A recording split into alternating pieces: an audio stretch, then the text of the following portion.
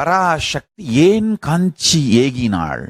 கச்சியம்பதிக்கு, காஞ்சிப்பதிக்கு, ஏகம்பப்பதிக்கு ஏன் வந்தாள்? வலக்கன் பரமசிவ பரம்பொருளின் வலக்கண்ணாயிருக்கும் சூரியன் ஒளிபட்டு நிலம் உயிர்த்தது.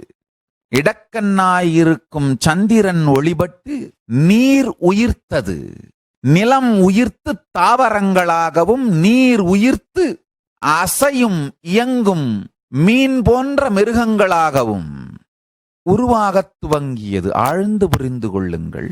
ஹிந்து மதத்தினுடைய வேதங்கள், ஆகமங்கள், புராணங்களில்தான் பிரபஞ்சவியல் பற்றிய எல்லா கேள்விகளுக்கும் தெளிந்த விடை இருக்கின்றது.